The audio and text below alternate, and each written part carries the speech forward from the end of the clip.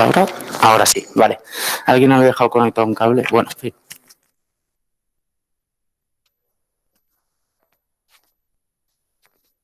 Vale.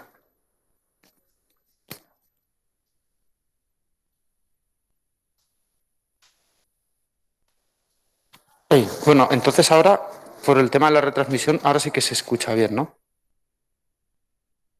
Ahora se escucha bien.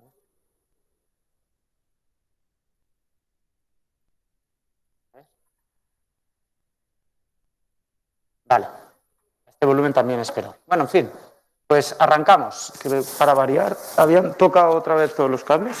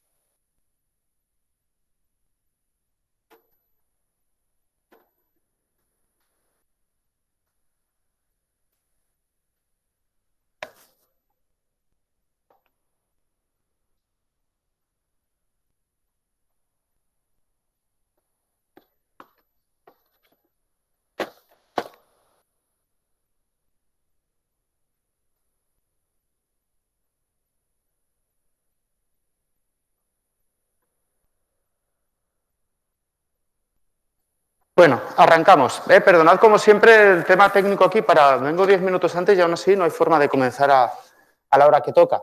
De las sesiones anteriores recablean todo de manera que deja de funcionar todo como la sesión anterior y primero hay que pasar por unos minutos de restaurar todo el cableado, no sé. En fin.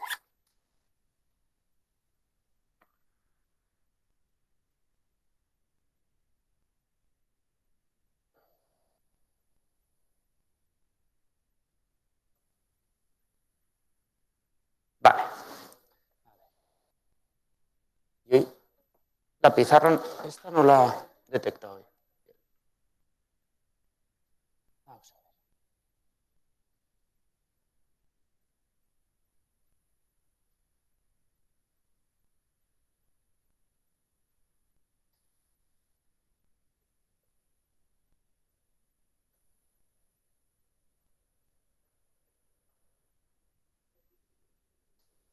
Bien, pues estábamos en el tema 4, en el cual lo que íbamos a ver es el análisis temporal de sistemas continuos. Es decir, en este tema trabajábamos a partir de la siguiente información. Teníamos un modelo matemático del sistema, bien en una ecuación diferencial o bien una vez aplicada la transformada de Laplace en forma de función de transferencia y tenemos una señal de entrada a la cual vamos a someter a ese sistema.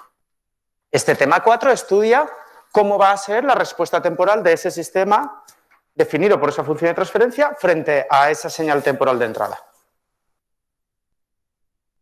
Bueno, vimos en primer lugar lo que era la definición de respuesta temporal de sistemas lineales y estuvimos comentando que estudiaríamos la respuesta frente a este tipo de señales. Bueno, generalmente frente a escalón. Vimos cómo habría que obtener la IDT si un sistema no parte del equilibrio. ¿Esa alarma es del edificio? Ah, vale. Bueno. Luego vimos también el cálculo de la salida de un sistema cuando lo que ocurre es que queremos estudiar un cambio a partir del equilibrio. Vimos un ejemplo de cómo calcular esto para un sistema que era una masa con un muelle y estuvimos viendo la transformada de Laplace de diferentes señales. Lo más importante, para el impulso, la unidad, para el escalón, diferenciales, 1 partido S más A. Y para los senos, en el denominador, algo al cuadrado. ¿Vale? Entonces, cuando tenemos las dos cosas, parte exponencial y parte senoidal, tenemos en el denominador términos como esto. Bueno, esto en cuanto a las señales, no en cuanto a las funciones de transferencia. Pero bueno, la clave de todo esto es que si uno tiene la función de transferencia de un sistema, si uno tiene la transforma de Laplace de una señal de entrada, uno puede obtener la transforma de Laplace de la señal de salida. Simplemente multiplicando la función de transferencia por la entrada. ¿De acuerdo? Vale, la cuestión es que una vez tenemos la transformada de Laplace de la señal de salida, que tiene esta pinta, vamos a las tablas y vamos reconociendo término a término. Hice un poco la demostración. Esto viene de ver que esto se podría expresar en forma de fracciones simples, de descomposición fracciones simples, una fracción con este denominador, más otra con este denominador, más otra con este denominador. Y para cada sumando aplicaríamos la transforma de Laplace inversa, que como es un operador lineal simplemente significa que para cada sumando obtendríamos una señal. Con lo cual, para saber la señal de salida qué pinta tiene, hay que sumar el efecto que tiene cada una de estas componentes. ¿Vale? Bien, en concreto, cuando veamos una S, veremos la parte tipo escalón constante, de aquí sacaremos la exponencial y de aquí la exponencial por seno. Y aquí tenéis el resumen que hemos visto tantas veces de cuándo oscila, cuándo no oscila, cuándo es real, cuándo es estable y cuándo es inestable. Bueno, estuvimos viendo cómo medir las especificaciones ante una entrada a escalón en amplitud, que teníamos el pico, la sobreoscilación, el valor final, y en tiempo, que teníamos el retardo, el tiempo de subida, el tiempo de pico y el tiempo de establecimiento, como lo más característico. Estuvimos viendo qué representa la ganancia estática en un sistema, que estuvimos viendo cómo nos permite predecir, cuando tenemos una función de transferencia a un sistema, cómo podemos predecir cuánto va a cambiar la salida. ¿Vale? Y era simplemente esa ganancia por el cambio de la entrada. Ahora bien, el valor final de la salida, ahí va, aquí. Ahora he visto que me sobró un...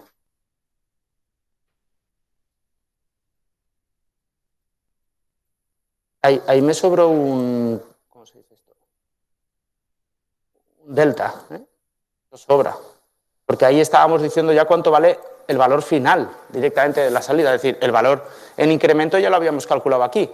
Lo que queríamos aquí era recuperar el valor final de la salida. Ese delta, bueno, en fin, lo arrastré y justo lo que estábamos haciendo era quitar ese delta y obtener el valor exacto. ¿Vale? Perdonad, ahora he visto esa pequeña rata del otro día.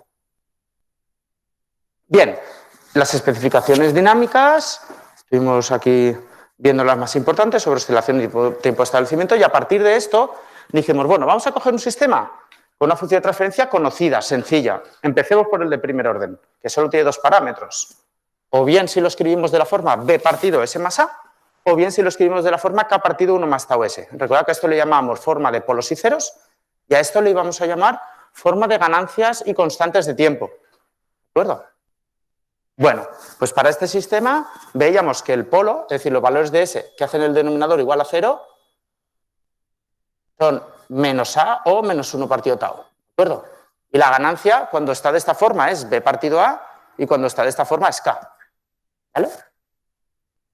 Bien. Una vez tenemos identificados los diferentes elementos que aparecen ahí, estuvimos viendo cómo era la respuesta ante un impulso y lo estuvimos deduciendo y tenía esta pinta. Y cómo era la respuesta frente a un escalón y tenía esta pinta. ¿De acuerdo? Esto es lo que vimos el otro día. Bien. Lo importante era que como esto al final tenía una exponencial que era menos t partido tau, la constante de tiempo, eso nos llevaba a que este cambio que hace la salida, que sube de golpe y luego baja, es tal que si esto es 1, digamos, pues la señal cae hasta el 37%, es decir, de toda la caída que tiene que producirse, el 63% de toda la caída, es decir, hasta que cae al 37%, se producen los primeros tau segundos. ¿Vale? Bueno, esto venía de que tau partido tau es 1, entonces he elevado a menos 1, casualmente eso siempre da lo mismo, da igual el sistema cual sea. ¿Vale?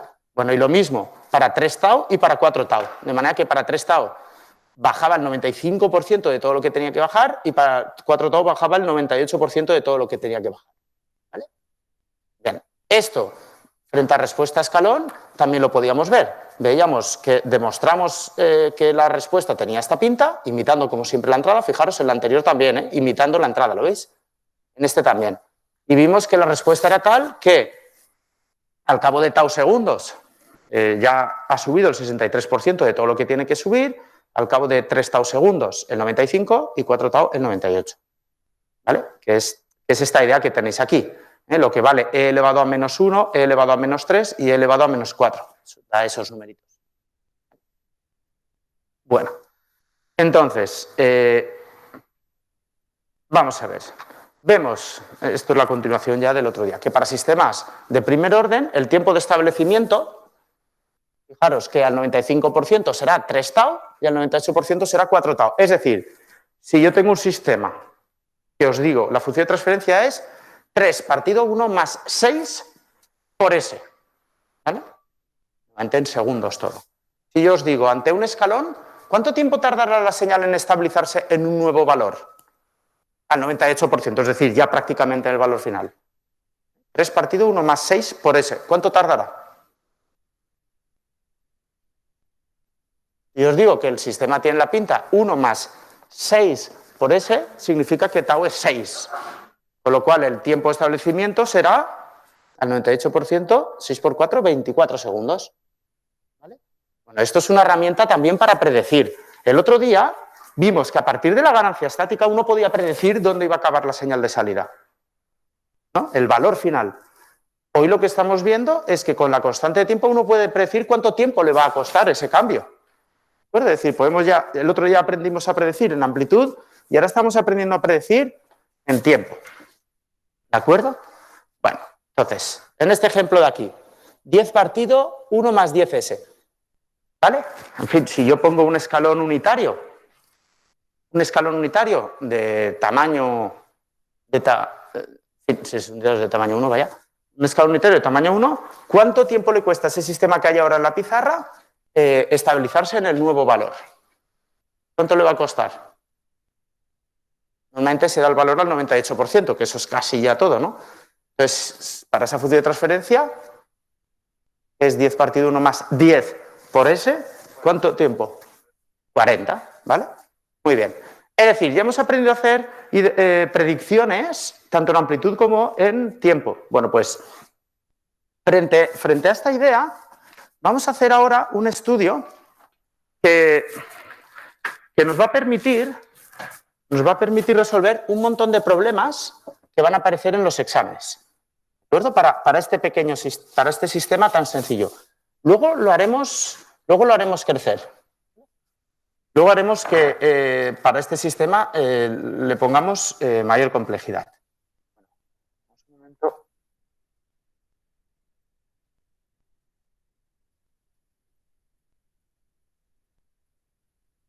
He visto que al final que escriba aquí va a ser más limpio que lo de la Jamboard.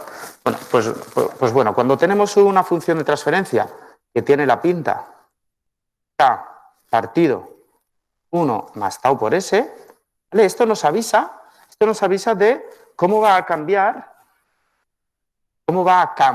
fijaros que pongo delta, la I frente a una U. Pero el cambio es, fijaros, en términos incrementales. Con lo cual, si yo en un momento dado estoy en el equilibrio con U igual a U barra, un valor constante, y la I igual a I barra, y yo paso ahora a hacer un cambio en la entrada, es decir, una excitación en el sistema que estaba en equilibrio y ahora lo excito. De manera que la U ahora tiene la siguiente pinta, partía de U barra, y ahora vamos a un nuevo valor que es el valor final de la U, de manera que todo esto de aquí es lo que hemos llamado delta U, el cambio total, delta U en el infinito. ¿De acuerdo? Y yo ahora quiero saber qué va a hacer la I. Yo sé que la I estaba en el equilibrio en I barra, y yo sé que va a hacer algo. ¿Vale? Yo quiero saber ese algo, ¿hasta qué valor final lo va a hacer? Es decir, o cuánto cambio va a tener. Y yo quiero saber también ¿cuánto tiempo, desde que se produce el cambio, cuánto tiempo le va a llevar ese cambio? ¿De acuerdo? Eso es lo que podemos saber ahora con las herramientas que tenemos. Bueno, pues vamos, si queréis, lo hacemos con un ejemplo numérico que será un poco más orientativo. Imaginad que tenemos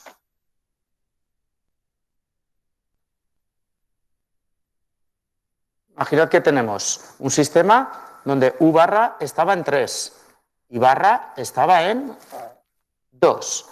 Y tenemos que G de S es igual a menos 4 partido 1 más 7 por S. ¿Vale? Bueno, y nos dicen que en un instante determinado, estos son los datos de partida, y en un instante determinado nos dicen que la acción de control cambia, por eso pongo delta, cambia 9 unidades. Imaginaos. Y ahora me preguntan, ¿vale? Pues, ¿cuál será la evolución de la salida? ¿Vale? ¿De acuerdo? O, por ejemplo, me pueden preguntar, ¿cuánto valdrá la salida por ejemplo, en el instante 28 segundos? ¿De acuerdo? Bueno, ¿cómo estudiamos esto? Pues inicialmente, nosotros lo que podemos estudiar es la evolución incremental de la salida. Sabemos que la salida inicialmente está en este valor de 2, ¿no? Vale. Y sabemos que a partir de este valor de 2, vamos a suponer que esto es en instante t igual a 0, nos dicen que la entrada ha cambiado 9 unidades. ¿Lo veis? Bueno, pues vamos a hacer un estudio, en primer lugar, de los incrementos, para poder responder a este dibujo que hay ahí en negro. Los incrementos los voy a poner ahora, por ejemplo, aquí en azul. Y tenemos que la entrada es tal que ha cambiado 9 unidades, entra en este sistema que es menos 4 partido 1 más 7 por S, y esto nos va a dar, esto es la U, delta U, esto nos va a dar una delta I que va a tener la pinta imitando la entrada, ¿no? De manera... ¿Cuánto cambia esto de aquí? Recordad, el cambio en la salida es igual al cambio en la entrada multiplicado por la ganancia. ¿Lo veis? Entonces, en este caso, ¿cuánto cambia la entrada? La salida, perdón. ¿Cuánto cambia? Nos han dicho que empezaba en 3 y que acababa en 12. Esto es lo mismo que decir que acababa en 12. Estaba en 3, tiene un incremento de 9, pues lo mismo que decir que acababa en 12. Entonces, frente a este cambio de 9 unidades, ¿cuánto cambia la salida? 9 por 4. Ganancia por cambio de entrada, ¿no? Es decir, menos 36, con lo cual, bueno, no es este dibujo, sino que el dibujo es más bien este. De manera que la salida se incrementa hacia abajo 36 unidades. ¿Lo veis? ¿Está claro? Vale. Por otra parte, si aquí tenemos 7 segundos, el cambio, lo que es el tiempo que tarda este cambio en estabilizarse, ese tiempo al 98%, este tiempo de aquí, ¿cuánto es? 4 por 7. El tiempo establecido al 98%, recordad que es 4 por tau. ¿Vale? Con lo cual, la señal de salida ahí empieza en 2 y cambia 36 unidades. Si cambia 36 unidades empezando desde el 2, significa que acabará ¿en qué valor? Empieza aquí y hemos dicho que cae hacia abajo. Esto es delta I infinito, ¿no? Y cae 36 unidades hacia abajo. Eso significa que la señal de salida I, la I, no la delta I, acabará ¿en qué valor? ¿En qué valor acabará? En menos 34, ¿no? Vale, y si esto es en instante t igual a 0, esto de aquí, que es cuando prácticamente ya ha hecho todo el cambio, es decir, cuando partiendo de menos 2, ¿vale? Se ha incrementado 0,98 por 36. Este numerito, que ahora pues no lo voy a calcular, el que sea, esto es ese cambio, que llevado aquí habría que sumarle, si queréis verlo, en vez de en términos incrementales, que es lo que estoy marcando aquí, si queréis verlo en valor absoluto, sería 2 menos ese valor. para pasarlo a valor absoluto. Entonces, ¿cuánto tiempo, qué instante de tiempo sería este? ¿Quién me lo dice? ¿Qué instante de tiempo es? Ha pasado mucho tiempo, el 98%, este sería un instante 28 segundos, ¿no? ¿Vale? Entonces, ¿cuánto vale la salida en un instante t igual a 28? Bueno, pues ya lo hemos dicho, t igual a 28, como casualmente es 4 veces tau, yo sé que se habrá movido el 98% respecto de 2. Todo lo que se tiene que mover es 36 y hacia abajo. El 98% sea el número que sea. Le sumo 2 y entonces eso ya me dará el valor de la salida. ¿Qué es esto de aquí? Esto de aquí es lo que nos habíamos inventado como duda. Es cuánto vale... Perdón.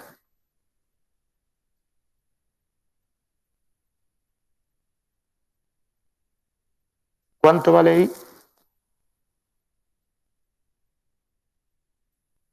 ¿Cuánto vale I en 28 segundos? ¿Vale? ¿Habéis visto un poco la herramienta esta para poder predecir el futuro? Bueno, y si nos preguntaran cuánto vale I en instante t igual a 7, ¿quién me lo dice? ¿Quién me puede decir eso cuánto vale?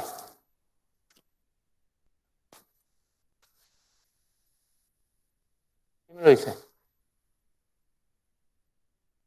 Bueno, así a ojo, pensad que el tema este del 63%, a ojo, que no es exacto, es más o menos como algo así como 2/3, ¿vale? Para hacer cálculos así rápidos, a ojo. Más o menos, no es exacto. Con lo cual, 7 segundos, fijaros que es igual a tau, ¿no? ¿Lo veis? Con lo cual, en el instante 7 segundos, el sistema se ha movido el 63% de todo lo que se tiene que mover, ¿correcto? Del sistema, partiendo de 2, se tenía que mover hacia abajo en total 36. ¿Lo veis? ¿Esto? Vale. 36. Bueno, pues en el instante t igual a 7 segundos se habrá movido el 63% de 36. Pues 36, el 63% lo podéis hacer con la calculadora o así a ojimeter, lo podemos hacer con esto, ¿vale? Esto es 6 por 6. 6 por 2, 12 por 2, 24. Bueno, esto es aproximadamente 0,63 veces 36. ¿De acuerdo? Que esto es lo que se mueve la I en t igual a tau. Bueno, lo único que consigno menos todo el rato porque va hacia abajo. Con lo cual, esto de aquí, que es 24, bueno, pues yo tendría por aquí esto es el cambio de la I respecto del 2, pues yo tendría que buscar aquí el valor menos 22. Yo busco por aquí el valor menos 22.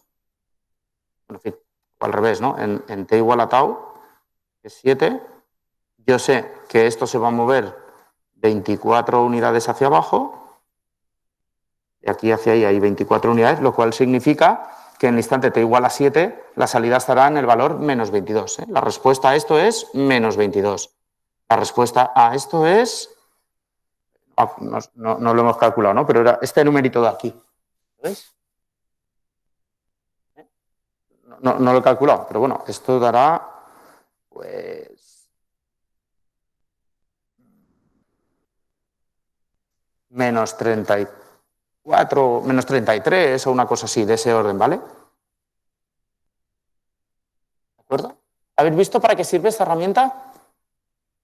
¿Está claro? Vale, de esta idea y de todos los cálculos que se puede hacer con esto, en todos los exámenes, sobre todo ahora para el primer parcial y en el examen final, podéis mirarlo, que en todos los exámenes, en el cuestionario, hay un montón de preguntas relacionadas con esta idea. De todo tipo. Os damos la señal de salida y os preguntamos el modelo, os damos el modelo y os preguntamos qué pasará con la señal de salida en tal valor, de tiempo, en tal instante de tiempo, o cuánto tiempo ha pasado en el momento en el cual la señal está en este valor. Y se trata de que aprendáis a haceros dibujitos como este. ¿Vale?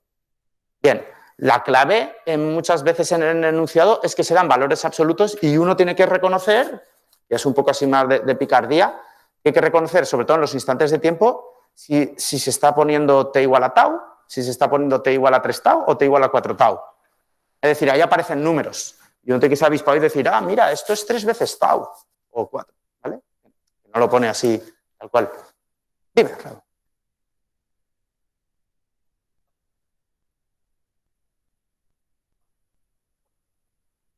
es igual a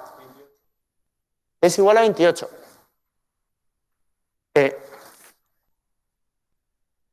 Porque he reconocido que 28 segundos es justo lo que estaba comentando ahora. A mí me ponen ahí un tiempo, 28, ¿vale? Y yo la pregunta que me hago es, ¿28 ese valor? Yo lo reconozco como algo concreto y entonces yo me pregunto,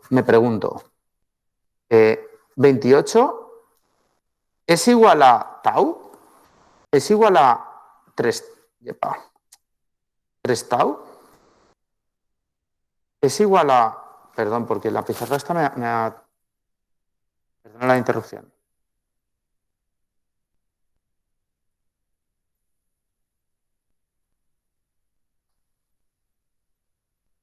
¿Es igual a 3 tau? ¿Es igual a 4 tau? Yo me tengo que hacer esa pregunta. Una vez me hago esa pregunta, yo ya sé que en el instante tau estamos hablando de cambios, no valores, cambios de la salida del 63%. Claro, 0,63 por esto. En este caso hablamos de cambios del orden de 0,95 veces delta I de infinito. Y en este caso, del 98% de delta I de infinito. La cuestión es que cuando yo he hecho esta pregunta de aquí, de t igual a 28 segundos, se ve que lo estoy señalando, ¿no? Sí. Vale.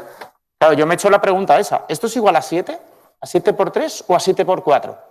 Y hemos dicho, es igual a 7 por 4. Con lo cual identificamos que ese es el tiempo en el cual la señal cambia al 9%.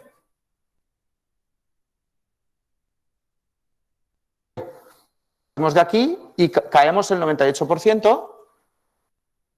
¿Vale? Es decir, yo reconozco que mi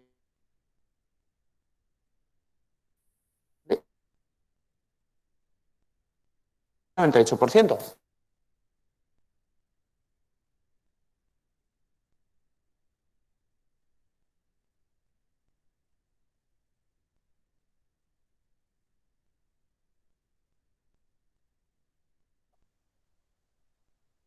Solo en la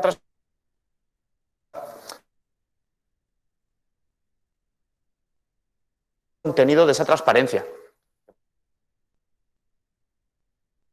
En términos prácticos, a eso que hemos visto en la otra transparencia, que nos va a permitir tiempo futuro, yo como algunos de los directamente por definición, establecimiento al 63%, que será al cabo de tau segundos, al 95%.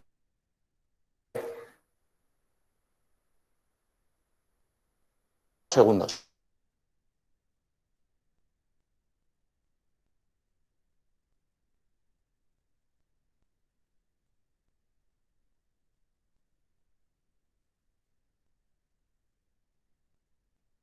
Es decir, tenemos que frente a una rampa, un sistema con esta pinta responde, como siempre, imitando a la entrada.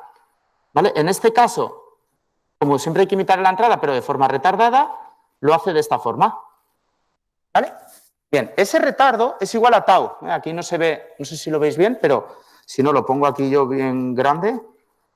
Este retardo de entre la rampa y lo que finalmente conseguimos es tau segundos. ¿De acuerdo? Aquí no hay 3 tau ni 4 tau, tal, solo hay tau como medición de tiempo. ¿Vale? Bien. Y luego también es importante ver que esto es frente a una rampa unitaria, la salida le sigue con este error de aquí, con K y tau, ¿vale? Bueno, entonces, si la rampa en vez de ser unitaria fuera, por ejemplo, con esta, lo voy a hacer con otro color que liaremos la cosa si no.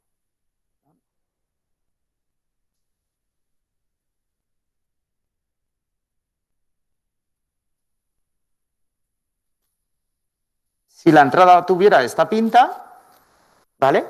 Lo único que pasaría es que tau segundos, que en este caso son 10 segundos,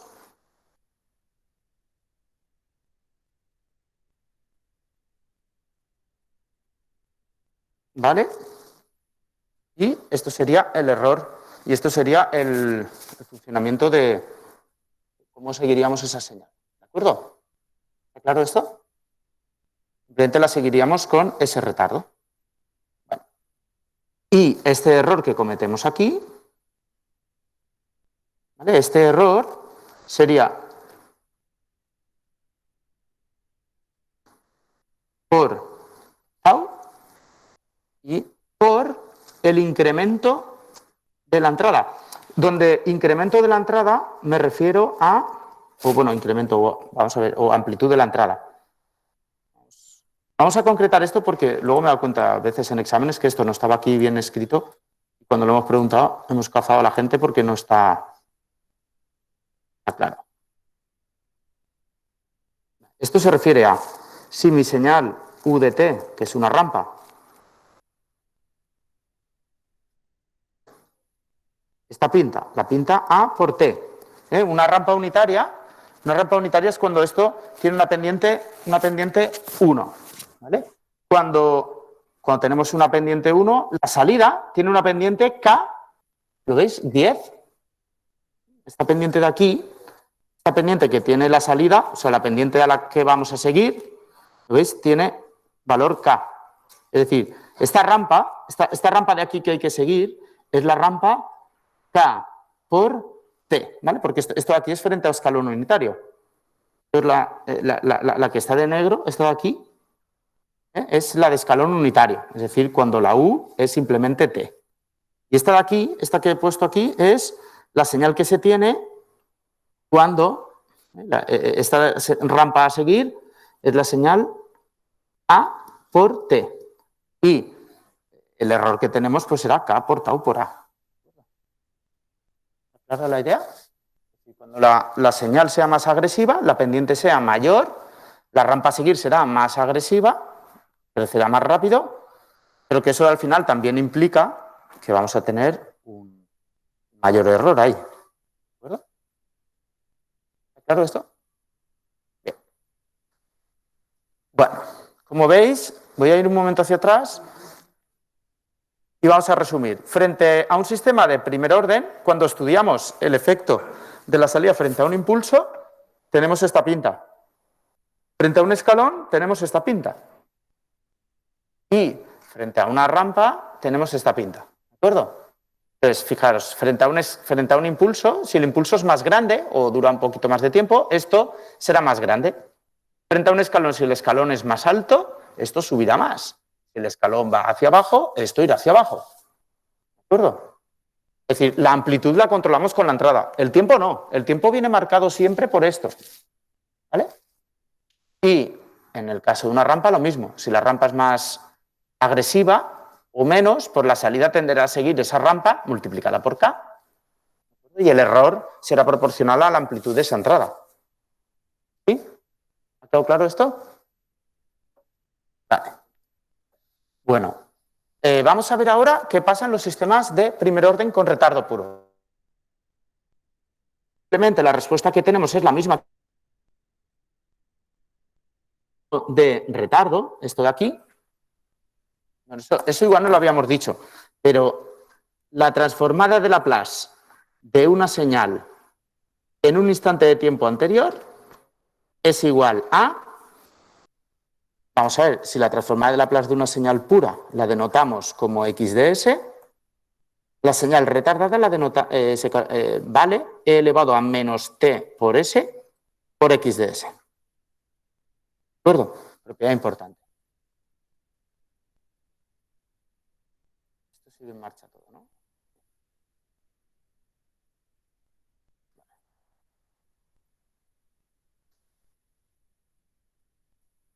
Entonces, cuando una GDS tiene este término, significa que la entrada, fijaros, primero está quieta sin moverse un tiempo que precisamente vale t.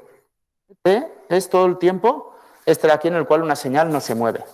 Y por continuar con los dibujitos de antes, cuando tenemos un sistema que tiene la pinta K por E elevado a menos T por S, partido 1 más tau por S, frente a un escalón, en este instante de tiempo, la salida, en este instante de tiempo no hará nada, se espera t segundos y luego ya hace todo lo que habíamos visto antes, de evoluciones de primer orden. ¿De acuerdo? Esto es lo que se llama un sistema con retardo. Responde igual que todo lo que hemos visto antes, solo que con un retardo. Bueno, esto frente a escalón. Si fuera frente a impulso, pues lo mismo pero retardado. Si fuera frente a rampa, lo mismo pero retardado. ¿De acuerdo? ¿Está clara la idea? Bien.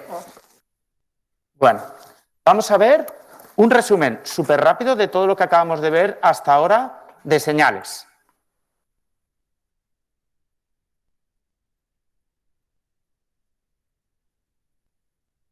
Bueno, vamos a ver. Cuando tenemos...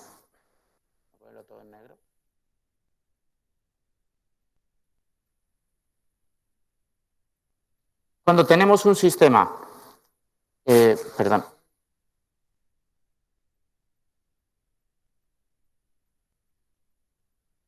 Cuando tenemos un sistema como este, yo quiero que ahora nos pintemos aquí para tenerlo claro cuál es la pinta frente a impulso, frente a escalón y frente a rampa. Y repetiremos lo mismo cuando tenemos retardo en el sistema.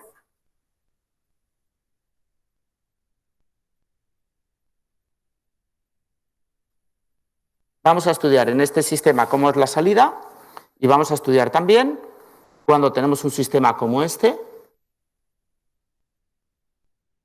qué pasa frente a impulso, frente a escalón y frente a rampa.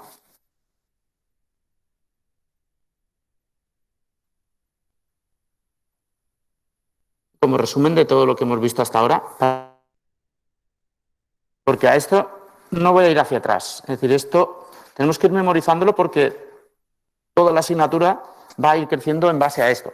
Bueno, cuando tenemos un sistema de primer orden puro sin retardo, frente a un impulso, la señal de salida, ¿qué es lo que hace? Aquí es donde se ha producido el impulso.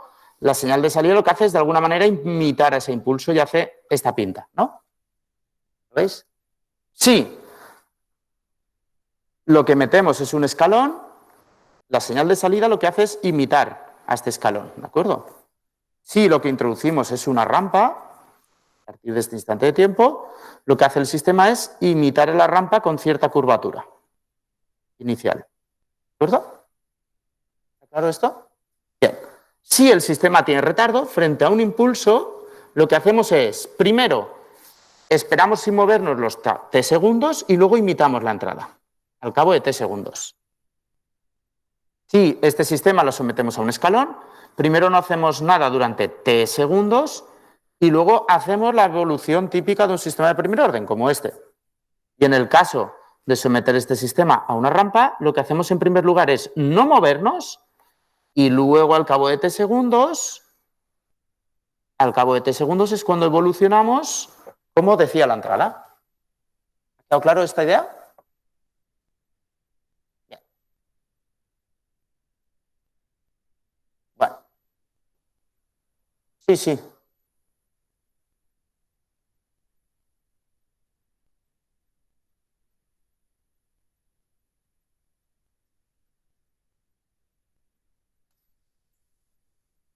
Me ha quedado un poco torcido, pero ahora luego veremos cómo llevar a cabo ciertos cambios con esto. Todo esto es la U y todo esto es la I, ¿eh?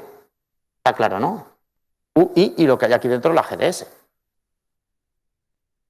Bueno, todo esto intuitivo, que ahora de lo que va la asignatura es que entendamos que ahí hay que medir t segundos, ahí hay que medir t segundos, aquí hay que medir tau segundos, en esta evolución hay que medir o tau, o 3 tau, o 4 tau, ¿de acuerdo? Etcétera. Aquí hay que medir esta amplitud, en esto hay que medir esta pendiente. Bueno, vamos a ver.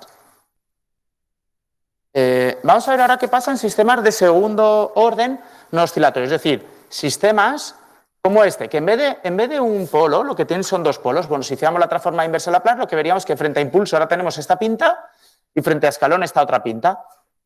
Es decir, me voy a poner aquí simplemente frente a impulso y frente a escalón. Es decir, si ahora tenemos aquí un sistema que tiene esta pinta, ha partido 1 más tau por S, y por no darle vueltas voy a poner elevado a n, es decir, que tiene orden mayor que 1, que tiene varios polos, pongo aquí intuitivamente. Lo digo porque aquí hemos puesto un polo y luego otro, pero podría ser el mismo dos veces, en fin. La cuestión, que el denominador no sea de orden 1, sino mayor, es lo que vengo a decir. En ese caso lo que pasa es que lo de invitar la entrada cambia en este sentido. La salida ya no cambia de forma inmediata, sino que tiene una primera evolución y lo mismo pasa con la salida. Aquí tiene una curvatura. Fijaros la diferencia con lo de antes. En cuanto salía, en cuanto la señal se movía de forma disparada con la máxima derivada en t igual a 0, en el instante en el cual se mueve. ¿Vale? Aquí ya no, aquí se mueve con cierta curvatura. Bueno, vamos a representar esto aquí. En un sistema que ya no es de primer orden, sino que tiene orden mayor que 1, frente a impulso tenemos una respuesta que intenta imitar el impulso.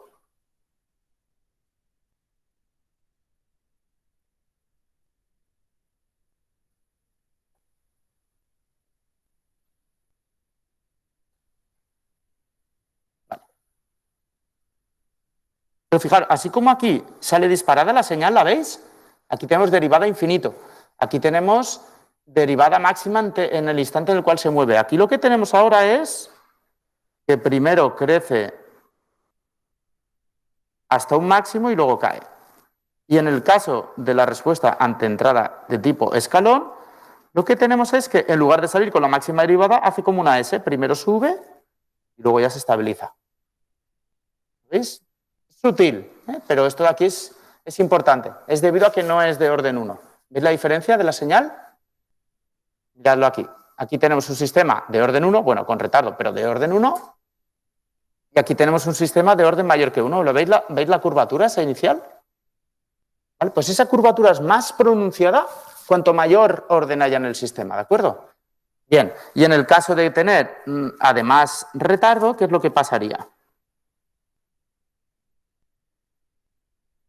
Bueno, repito que esto de aquí hace referencia a un sistema que tiene varios polos, no es que tengan que ser el mismo muchas veces. Esto es una transparencia intuitiva para pensar las cosas. Es frente a impulso, lo que hará la señal de salida es primero no se mueve y luego sube e imita la entrada suavemente.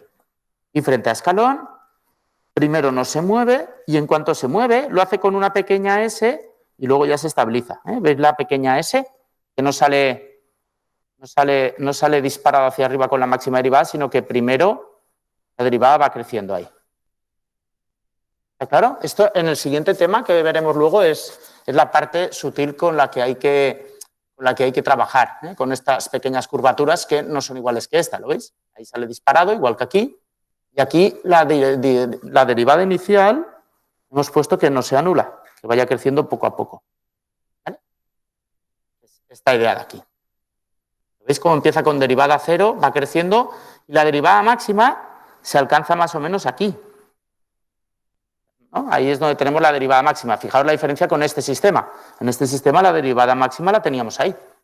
¿Vale? Bueno. Bien, esto es lo que sería un sistema de segundo orden, porque hay orden 2 no oscilatorio. Bueno, ahora vamos a ver más ejemplos en los cuales tuviéramos grado 3, orden 2, orden 3, orden 4, orden 2 pero con polos diferentes en vez del mismo polo, orden 3 pero con polos diferentes en vez del mismo polo, etc. Bueno, pues más o menos, si ponemos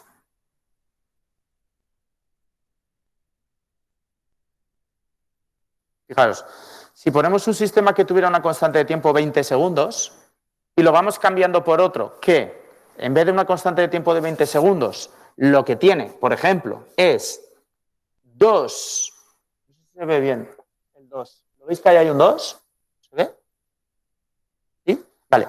Ponemos uno que tenga una constante de tiempo tau de 10 segundos, pero hay 2 de ellas, digamos que el tiempo se acumula. ¿De acuerdo?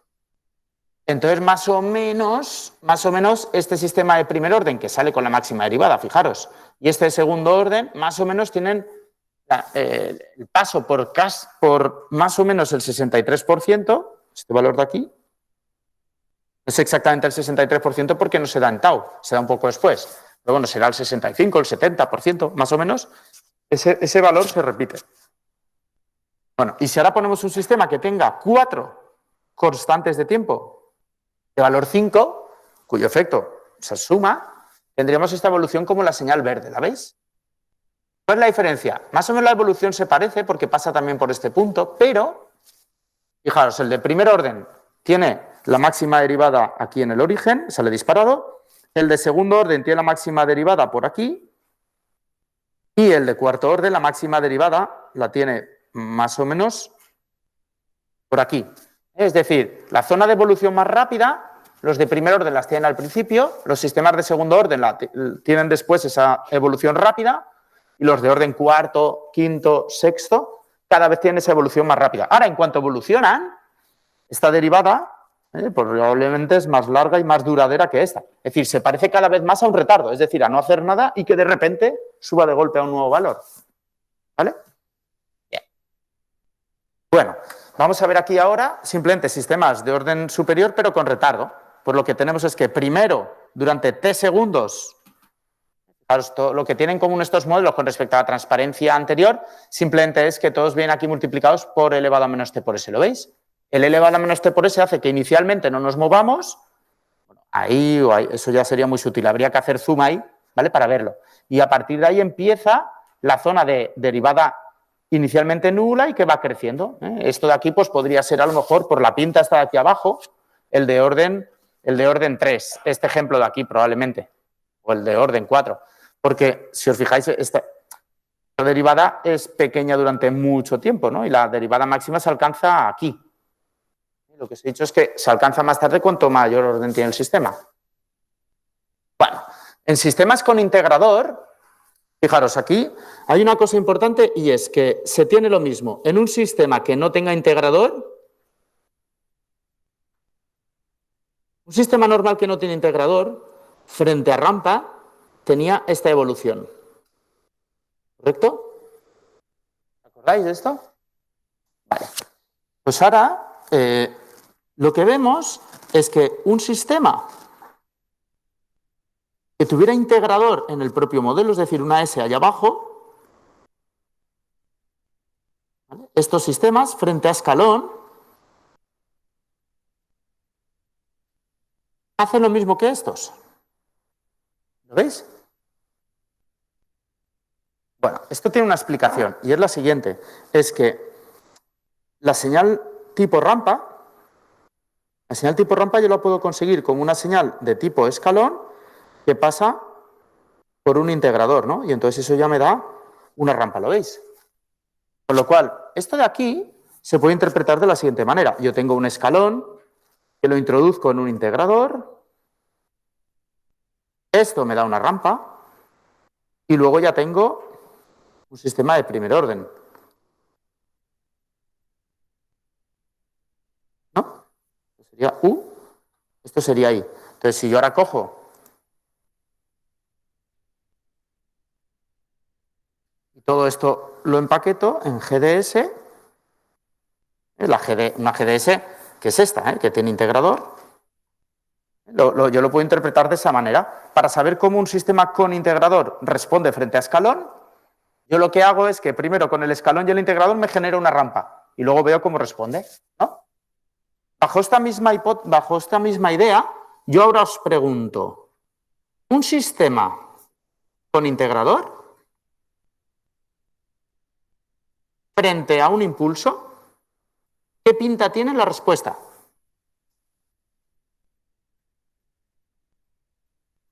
¿Qué pinta tiene? Pensad en esta idea. Cojo el impulso, primero pasa por el término de este integral, pasaría por el término integral, y un impulso integrado da algo, y ese algo, pasado por un primer orden, da otra cosa. Entonces, esa es mi pregunta. ¿Qué tipo de señal tengo ahí? ¿Tengo señales de estas que suben y luego caen? ¿Tengo señales de estas que hacen casi como un escalón? ¿O tengo señales tipo rampa? ¿Qué tipo de señal tendré ahí?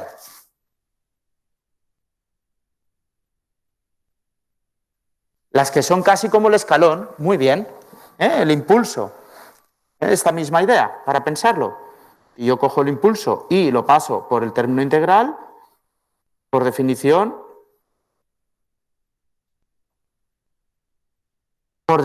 esto es como un escalón.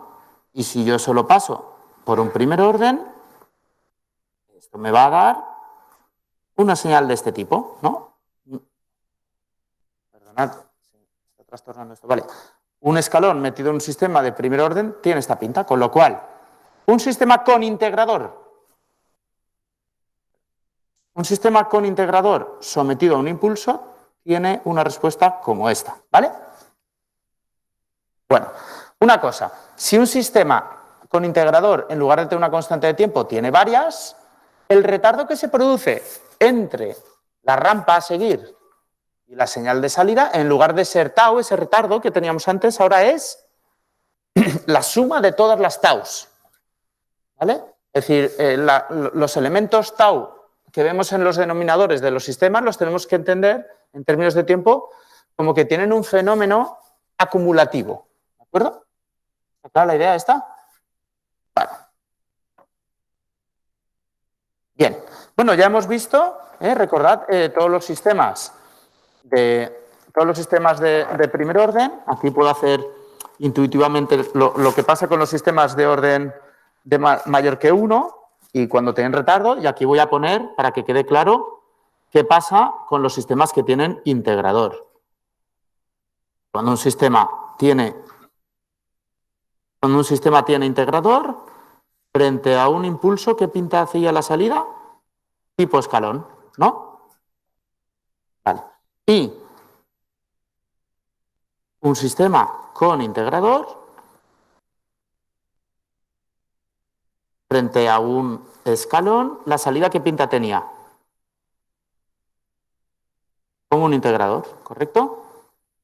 Bueno, ahora os pregunto yo uno que no hemos visto todavía.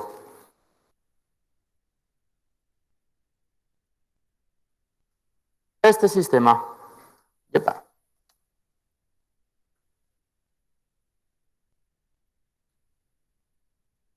Este sistema de aquí. Esto es lo que se conoce como un integrador puro y un retardo. Solo el término integral. Recordad, frente a un impulso, si yo integro un impulso, ¿qué era la respuesta? Era un escalón, pero retardado, ¿no? Pues un escalón retardado.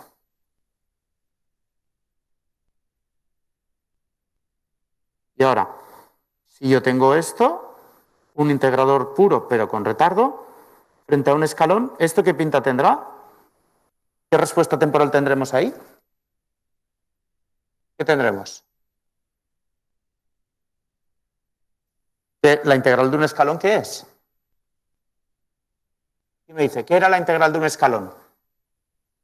Una rampa, ¿no? Entonces esto será, aunque con retardo,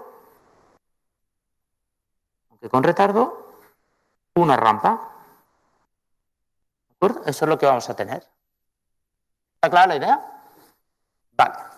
Lo mismo podemos pensar con derivadores. Es decir, aquí hemos hablado de sistemas que tienen un integrador aquí abajo, pero pensad del revés.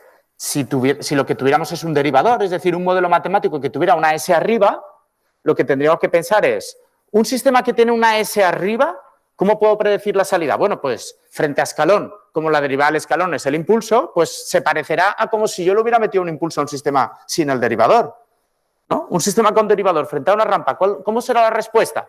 Pues bueno, como frente a la rampa la derivada es el escalón, pues la respuesta será como si se tratara de un sistema normal frente a un escalón.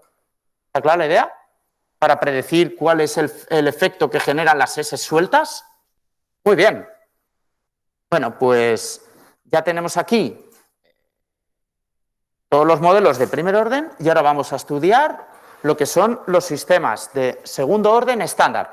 Los sistemas de segundo orden estándar son aquellos que se definen mediante ecuaciones diferenciales de orden 2 y que normalmente la función de transferencia va a tener 3 coeficientes en lugar de 2. Algo en el numerador y aquí estos 2 elementos. Normalmente este polinomio lo vamos a expresar de esta forma. Igual que, no sé si os acordáis, en los sistemas de primer orden, cuando empezamos, dijimos, lo que es la ecuación diferencial tiene esta pinta, pero tomamos la decisión de representarla así. Y luego vimos por qué. Porque al nombrarla así, veíamos directamente la ganancia, que nos hablaba de cuánto cambiaba la salida, y veíamos directamente tau, que nos hablaba de los tiempos para los cambios. Bueno, pues por el mismo motivo, cuando tenemos un sistema de segundo orden, lo podemos representar en esa forma de polinomio puro, o lo podemos representar algo parecido a lo de constantes de tiempo, que en este caso tiene esta pinta un poco más extraña, donde tenemos K, que será la ganancia estática, es decir, el valor de G de S cuando S vale 0. Vamos a comprobarlo. Cuando S vale 0, esto se va y nos queda K por omega n cuadrado partido omega n cuadrado, con lo cual la ganancia estática es K. ¿Lo vemos? Bien. Por otra parte, tenemos este parámetro aquí que es el amortiguamiento, chi, y este valor de aquí, omega n. Bueno, este valor de aquí, cuando no haya amortiguamiento, esto de aquí, el amortiguamiento hace referencia, tenemos que pensarlo en términos de lo siguiente. Imaginad en el coche, cuando cojo un bache, que el coche oscila, ¿no? Si no hubiera amortiguamiento, estarías oscilando eternamente. El amortiguamiento lo que hace es que se pierda esa energía de la oscilación y deje de oscilar. Con lo cual, si el amortiguamiento es 0, significa que nos podemos quedar permanentemente oscilando. Vamos a comprobarlo. S cuadrado más omega cuadrado es lo que tendríamos si chi es 0. ¿Lo veis? Si chi es 0 tendríamos S cuadrado más omega n al cuadrado. ¿Correcto? Bien. Vamos a ir un momento a la transparencia del principio de la transformada de Laplace. En la señal senoidal, ¿cuál es la transformada de Laplace de la señal senoidal? Miradlo. S cuadrado más omega cuadrado, ¿lo veis? Con lo cual, en un sistema de segundo orden estándar, si chi vale 0, si no hay amortiguamiento, eso tendría la pinta S cuadrado más omega cuadrado, ¿no? Entonces, como la señal de salida de un sistema que es Y de S se calcula como G de S por U de S, ante cualquier U de S, ese sistema haría que la señal de salida se pusiera a oscilar. ¿Ha quedado claro este concepto? Vale.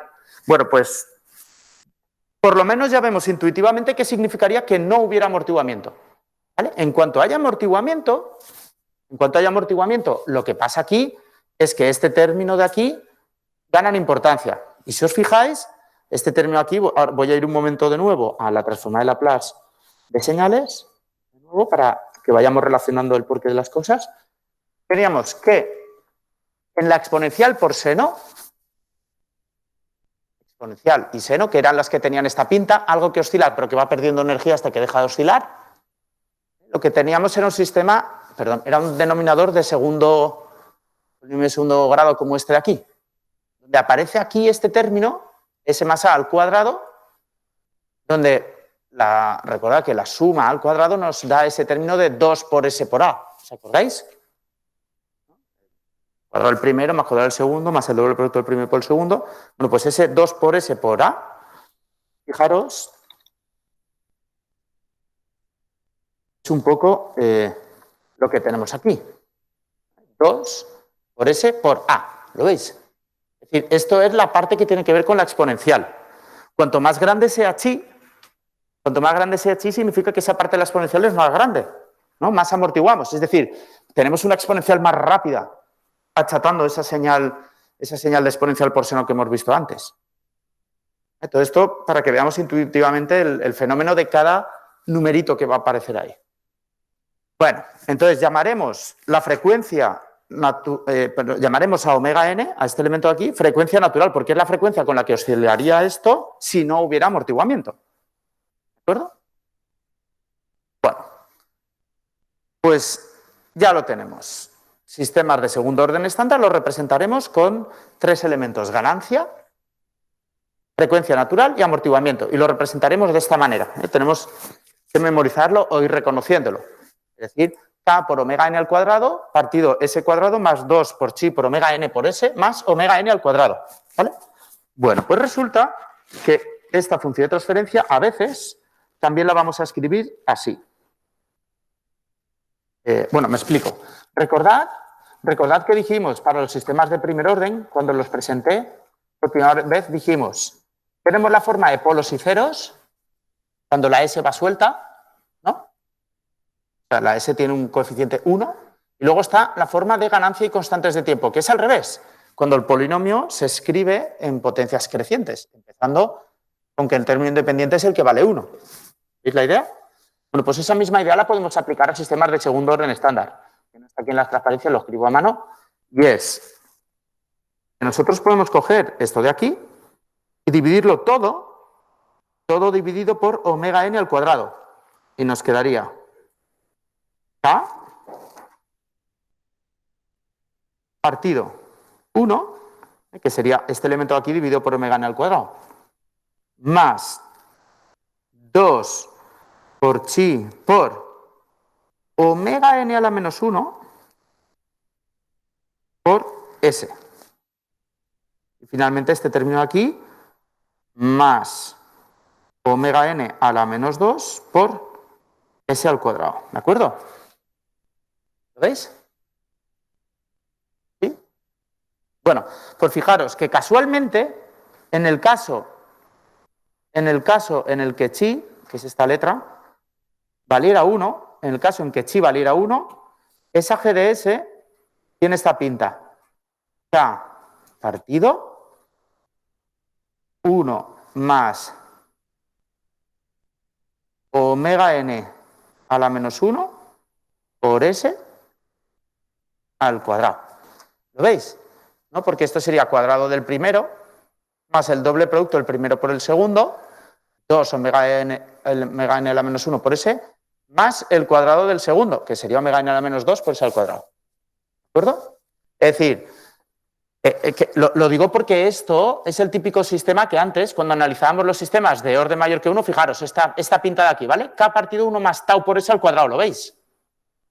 Eso, una de las formas de escribir este tipo de sistemas que tienen el mismo polo dos veces, una de las formas de llegar a ese modelado es mediante los sistemas de segundo orden estándar cuando chi vale 1. Esto es lo mismo que un sistema que lo expresáramos de esta manera. K partido 1 más tau por s al cuadrado. ¿Vale? Bien. Simplemente eso, que los sistemas de segundo orden estándar que estamos trabajando, cuando chi vale 1, nos llevan a polos dobles, que se dice. Y también recordad que decíamos que cuando chi vale 0, nos llevaban a sistemas oscilatorio puros. ¿De acuerdo? ¿Vale? Bien, vamos a ver. Cuando chi es mayor que 1, cuando chi es 1 o mayor que 1, lo que tenemos es que los polos tienen esa pinta. Entonces, si chi es mayor que 1, o 1, esto de aquí es positivo, ¿no? 1 y pico al cuadrado menos 1 es mayor que 0. La raíz cuadrada es positiva. Con lo cual esto simplemente nos da dos numeritos, además siempre estables. Porque fijaros, chi al cuadrado, si es mayor que 1, pero lo resto un 1, eso siempre va a ser menor que chi, ¿correcto? Con lo cual, como eso va a ser menor que chi,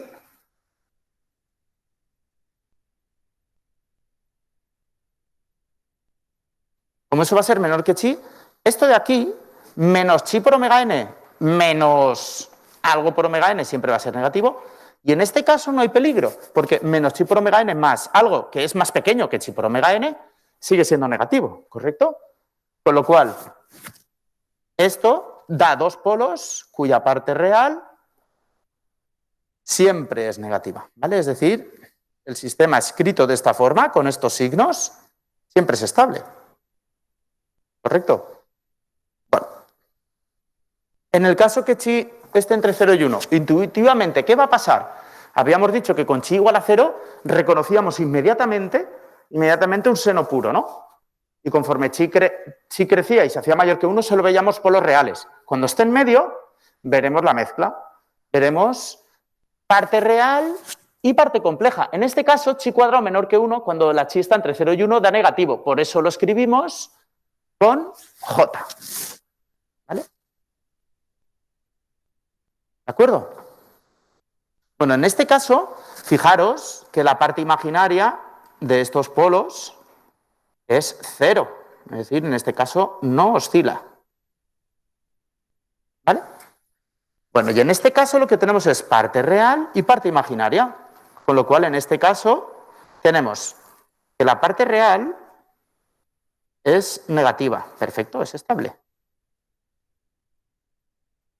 Por otra parte tenemos que la parte imaginaria es no nula. Eso significaba que oscila. Bueno, por eso, en este caso de aquí, en el cual chi es mayor o igual que 1, tenemos parte imaginaria nula, con lo cual no oscila, pero es estable. A esto le llamaremos sobreamortiguado. ¿Vale? Está tan amortiguado, sobreamortiguado, muy amortiguado, tan amortiguado que no oscila. ¿Vale? Y en el otro le llamaremos subamortiguado. Subamortiguado, que está menos amortiguado. Está con un amortiguamiento bajo. Eso significa que perderemos la energía, no oscilará eternamente, pero lo haremos poco a poco. ¿De acuerdo? ¿Está clara la idea?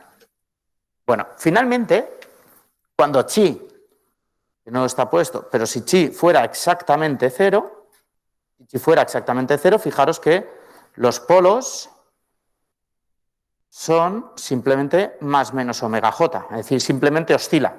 ¿Vale? A esto se le llama un sistema que no es ni sobreamortiguado ni subamortiguado, sino un sistema con la parte real cero. A esto se le llama críticamente estable. ¿Vale? O oscilaciones, un oscilador puro, digamos, es decir, un sistema oscilatorio puro, sin amortiguamiento. ¿Vale? Eso sería un sistema como resonante, ¿no? Que no para de oscilar. ¿De acuerdo? ¿Está clara la idea? Bien. Bueno, vamos a ver cómo fijarnos en las propiedades que nos chiva, que nos está chivando el modelo matemático. Cuando chi está entre 0 y 1, porque recordad que para chi mayor que 1 es lo mismo que lo otro. Cuando chi está entre 0 y 1, tenemos que aprender a memorizar que los polos tienen esa pinta. Menos chi por omega n más menos la raíz cuadrada de 1 menos chi al cuadrado por omega n y por j. ¿Vale? Bien, fijaros, el tema para memorizar esto o verle el sentido, si pensáis que chi es, digamos, bueno, es decir, vamos a verlo. Si pensamos en un vector con cierto ángulo tecta aquí, si llamamos chi a el coseno de tecta, es decir, a la proyección horizontal en este triángulo, ¿lo veis? ¿Vale? Si yo ahora quiero saber la proyección vertical, ¿cómo calculábamos el seno de un ángulo? Si ya conocíamos el seno, como la raíz cuadrada de 1 menos coseno de tecta al cuadrado, ¿no? A partir de la igualdad seno de tecta cuadrado más coseno de tecta cuadrado igual a 1, ¿os acordáis? La identidad. Entonces, eso significa que si yo quiero representar el seno de tecta, yo puedo hacerlo de forma compacta con 1 menos chi al cuadrado. Con lo cual, si yo tengo este vector, que es de tamaño omega n, la proyección horizontal será el coseno por omega n y la proyección vertical será el seno por omega n. ¿Lo veis? Lo digo para que no, digamos, que no hay que pensar en que estáis memorizando eso como una fórmula, sino que tiene cierta interpretación. ¿Vale? Con lo cual, ya tenemos que los polos, esto de aquí es lo que llamamos el plano S, el plano complejo, es decir, donde representamos los polos en su parte real y en su parte imaginaria. Entonces, de aquí cogemos el denominador, igualamos a 0 y sacamos S, que esos son los polos, y nos quedan estos de aquí. ¿Vale? Bueno, tenemos menos chi por omega n, la parte real, y más menos omega n raíz de 1 menos chi cuadrado por j, la parte compleja. Con lo cual lo que tenemos son dos polos complejos conjugados y que en el plano S siempre están a la izquierda. ¿Por qué están a la izquierda? Porque aquí hay un signo menos, que es lo que hace que sean estables. ¿De acuerdo? ¿Está clara esta idea? Bien, vamos a continuar. Y ahora lo que hacemos es estudiar la respuesta impulsional. La respuesta impulsional. ¿Qué hemos aprendido de todo lo de antes? Que un sistema frente a un tipo de entrada, la salida tiende a imitar a la entrada, ¿no? Perdón.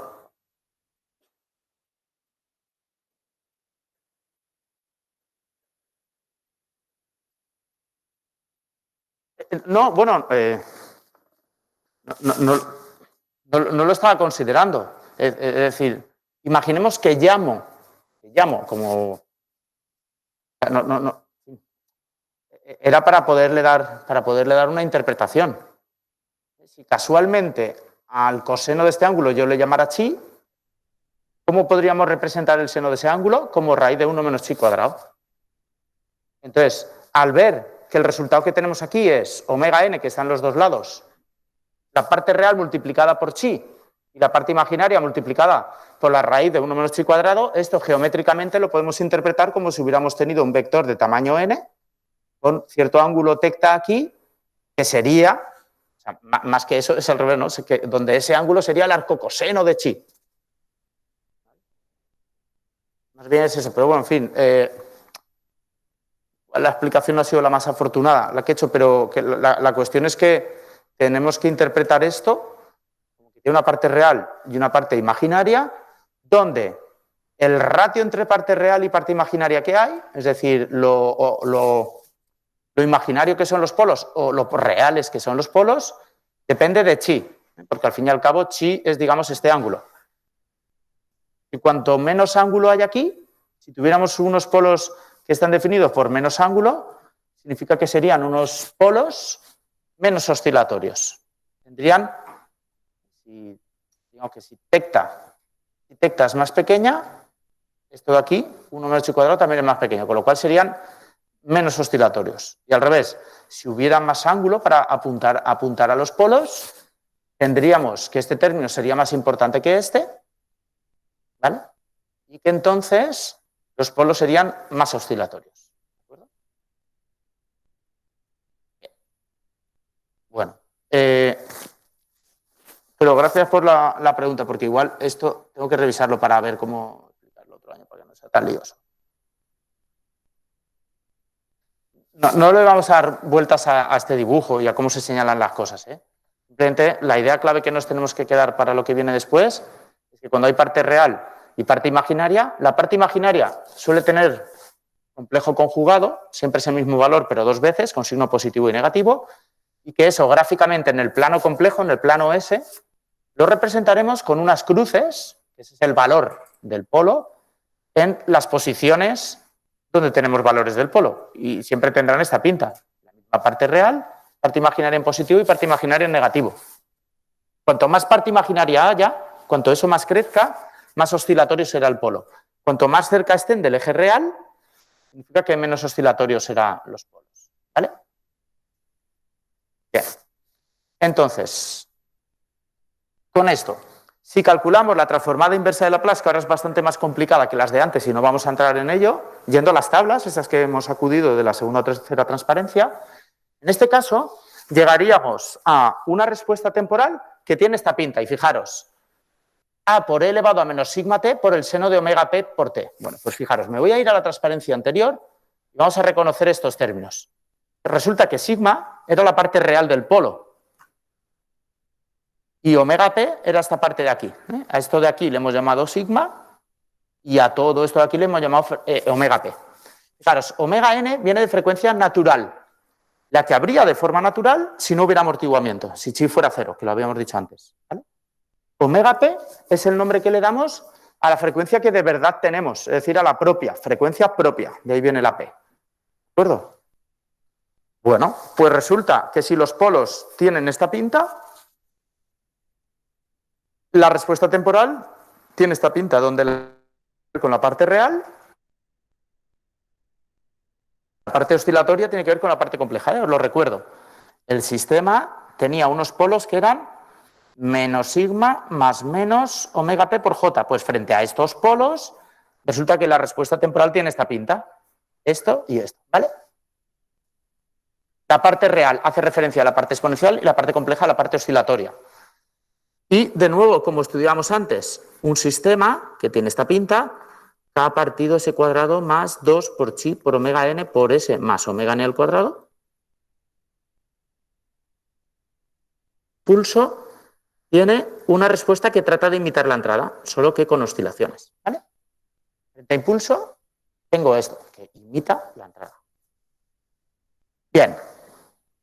vamos a continuar. Lo único que podemos ver de momento es que con la frecuencia propia podemos extraer el término senoidal. Y por otra parte, la frecuencia propia vemos la frecuencia de las oscilaciones de la parte esta senoidal. Y por otra parte, como todo este seno lo estamos multiplicando por esta exponencial, fijaros que esto sería la parte exponencial. O sea,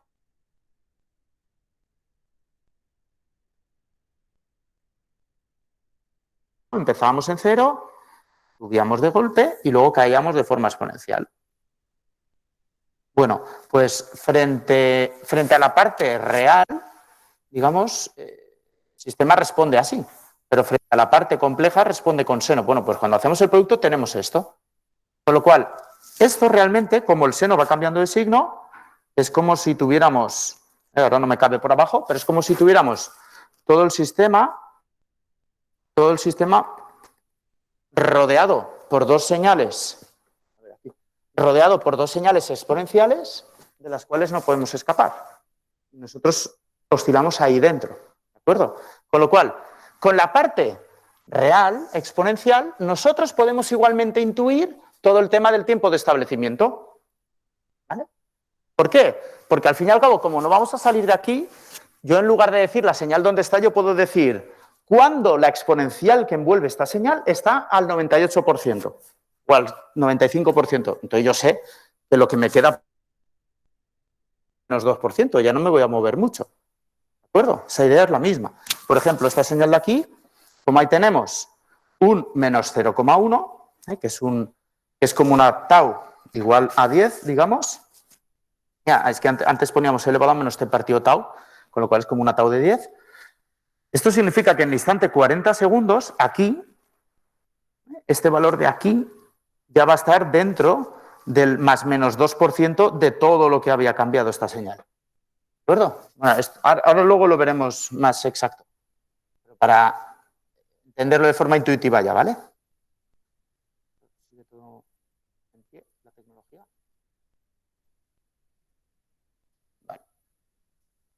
Bien, entonces en sistemas de segundo orden estándar, cuando lo que estudiamos es la respuesta ante escalón unitario, aquí, bueno, no voy a poner la GDS porque es un poco larga. Pues fijaros, la idea es que imitamos, como siempre, la entrada, pero en este caso la imitamos con una parte exponencial y con una parte oscilatoria, y eso nos lleva a una respuesta que tiene esta pinta. En los sistemas de segundo orden estándar imitamos la entrada, pero con una evolución exponencial y con una evolución oscilatoria, todo a la vez. ¿Vale? Bien. Fijaros que la respuesta temporal se puede expresar con varios términos. Uno constante, que nos habla del hecho de empezar aquí y acabar aquí. Uno exponencial, que nos habla del hecho de que todo esto está envuelto por una exponencial. En este caso, esa envolvente, digamos que sería una que viene por aquí y otra que empezaría por aquí arriba.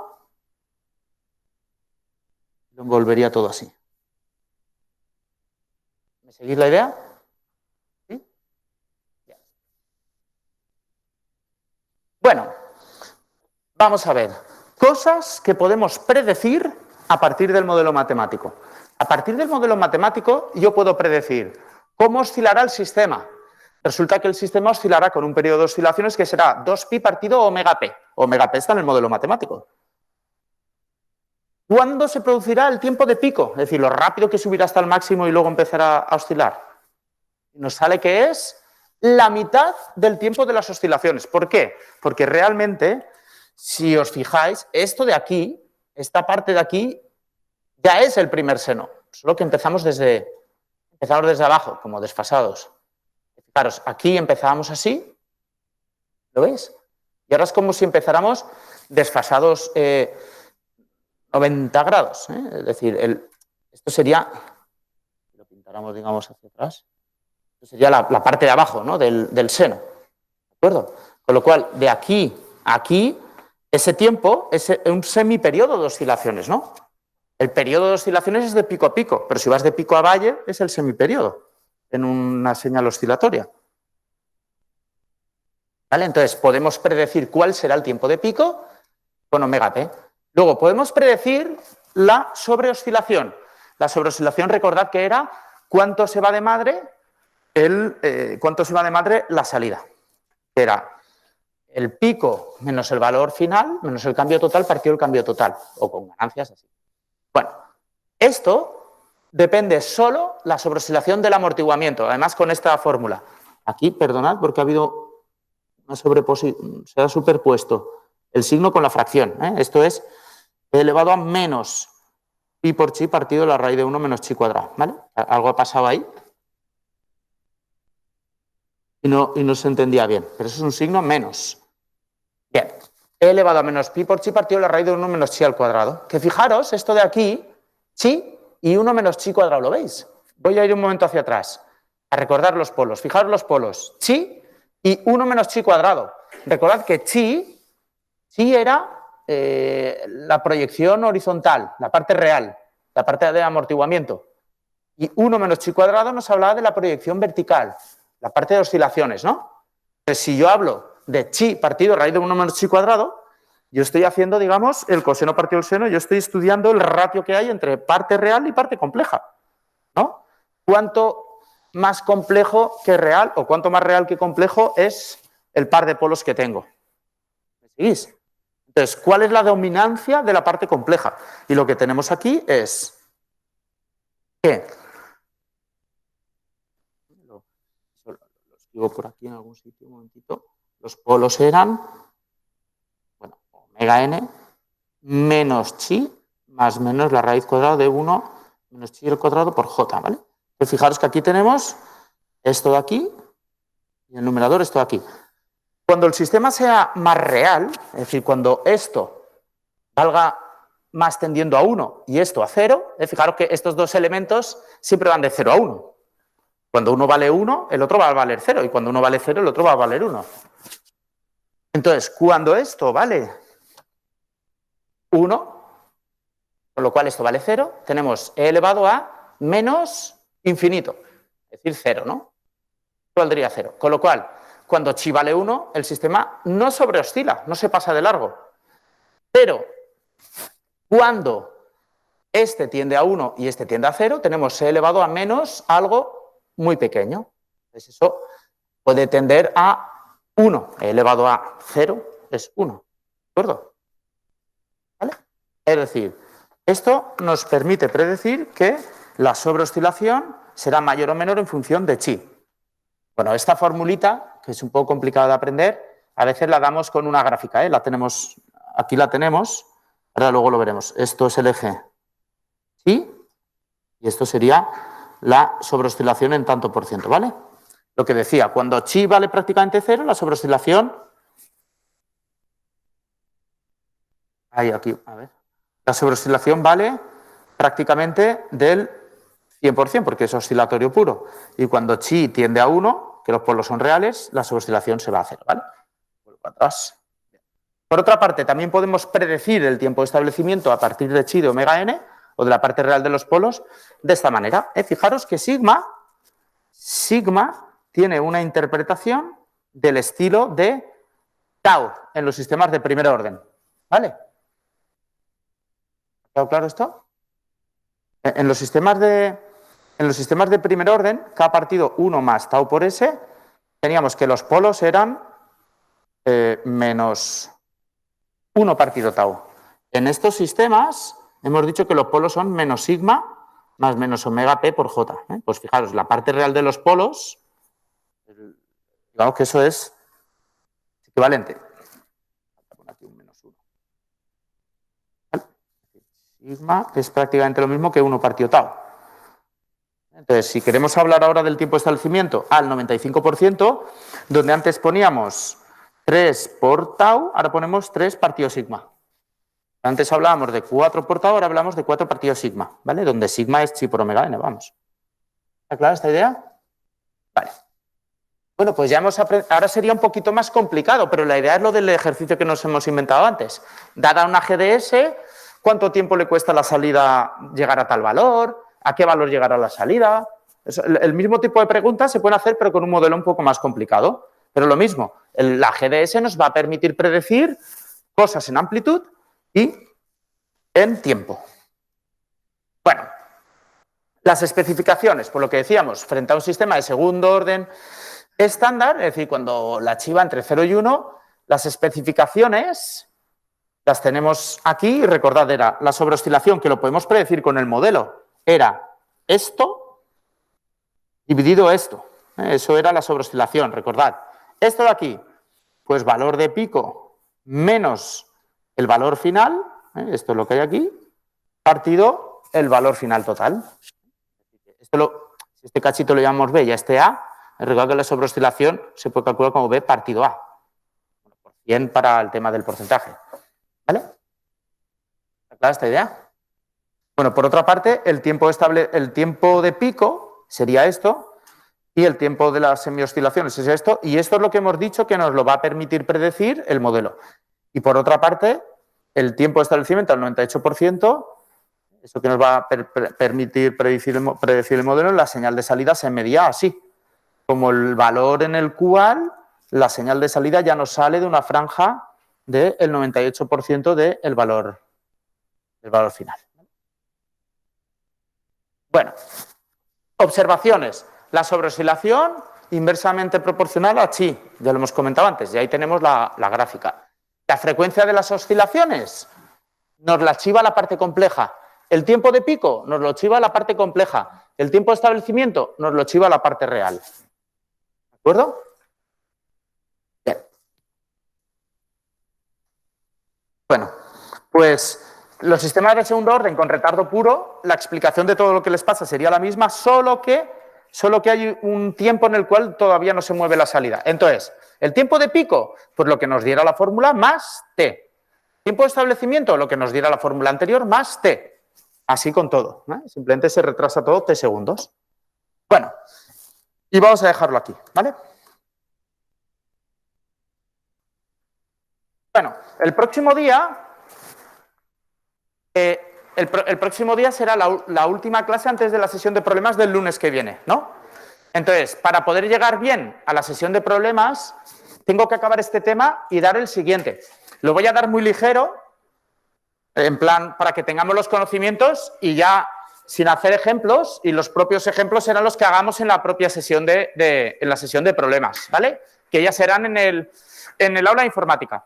Por otra parte, comentaros que tenéis disponible desde el lunes pasado, y eso va a pasar siempre en cuanto haya sesiones de problemas activas, que tenéis hasta este domingo, creo que es, para resolver unos pequeños problemas que valen en total el 2% de la asignatura, ¿vale? Y tenéis hasta el domingo para resolverlo, están activos desde el lunes pasado. Está relacionado con la sesión de problemas 1, es decir, GraphZ y Ladder.